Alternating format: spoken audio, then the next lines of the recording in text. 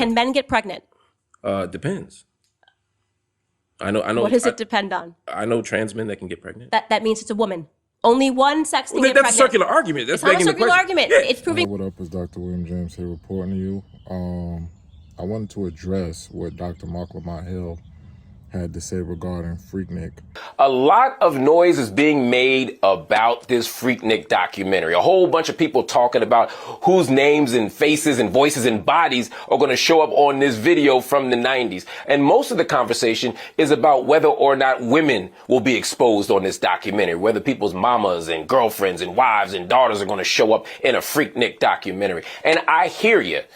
But that's the wrong issue. Look, I was outside in the 90s. I've been to Freaknik as an aspiring young journalist covering the story, of course. And when I was there, I saw what was happening. It's not just about women being half naked. It's not about women's hypersexuality. No, Freaknik is about men ogling, men fondling. Freaknik had a lot to do with male hypermasculinity and sexual violence. Freaknik is a rape fest. It is a sexual assault fest. That's not the only thing going on out there. I'm not trying to demonize or pathologize black people. But if we're talking about the worst parts of Freaknik, it wasn't about the actions of women. It was about the disgusting actions of us men. And so when you watch Freaknik, you don't need to be worried about mama, daughter, sister, girlfriend. You need to be worried about brother, son, husband, or yourself, and whether or not you were engaged in some of the worst parts of patriarchal culture, whether you were part of the worst parts of rape culture and misogyny and sexual violence. When we talk about Freaknik and the way we talk about Freaknik,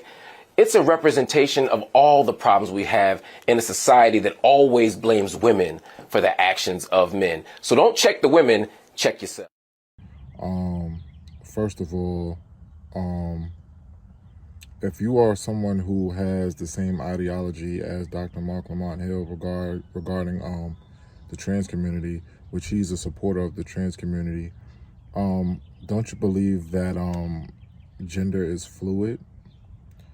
So if you believe that gender is fluid, that would mean that you believe that a man can identify as a woman can identify as a man. Also, he's a supporter of the trans community, so you believe that a woman is anyone who identifies as a woman, and you believe that a man is anyone who identifies as a man. This is what he said in his interview with Candace Owens. So if we watch the Freaknik documentary, how will we know which individuals are the men and which individuals are the women?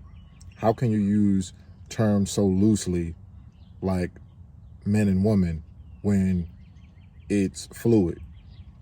I'm not understanding that. So if we watch the Freaknik documentary, we don't know what those people identify as, so we wouldn't be able to know who's a woman and who's a man, according to your logic.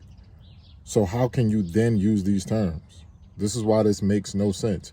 You are contradicting yourself when you use these terms such as men and woman and say when you watch the Freaknik documentary, you should be worried about the men. Who are the men? How will we know? All right, you need to answer that question. Would it be by how they look? Do we identify men and women by how they look? According to your logic, we do not. That's number one. Okay. Secondly, in Marc Lamont Hill's take, he completely removed any accountability from women. Okay. He said, "Oh, Freaknik wasn't about women being hypersexual and doing things that are distasteful. It was more about hyper masculine men and sexual assaults and rape culture and things of that nature." Okay, sexual assault should be demonized.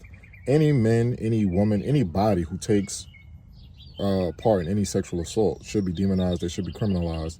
That is completely wrong. That can't be justified. However, distasteful behavior should be demonized as well.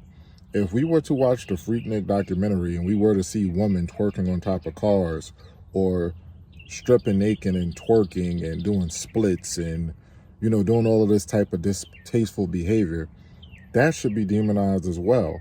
Because let's just say they're not being sexually assaulted, but they're still, twerking on top of a car showing their natural behind.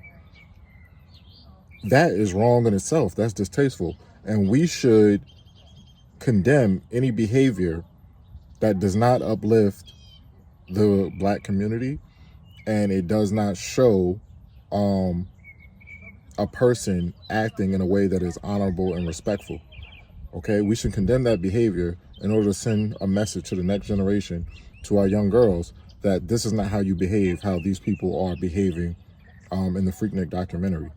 All right, so you can't excuse that behavior and say, let's just focus on the men. No, we need to worry about the men, the husbands, the sons, the cousins, the uncles, the brothers, and also worry about those mothers, those aunts, those sisters, those cousins. They also need to be held accountable for things that they're doing on that documentary that is distasteful and does not show themselves and, you know, the Black community in the best light. I was glad that they have done away with Freaknik, because based on what I've heard, based on some of the clips I'm seeing about this documentary, this is not something that should be a part of the Black community anyway. We've seen this in other places with Spring Break and Girls Gone Wild DVDs. We need to get rid of this hypersexualized culture that persists in parts of America and globally. It has no place in the Black community. It doesn't benefit us in any way to be hypersexualized like that, and it's actually to our detriment. So I don't understand your take. I would love to get in touch with you so we could discuss this. How can you use terms like that so loosely when you are a supporter of the trans community? And additionally, how can you completely remove any accountability, responsibility from the actions of the women who are on the Freaknik documentary, the women who went down there to be promiscuous and hypersexualized and to do certain things in public that are not becoming of a respectful young lady? All right? We need to hold everyone accountable.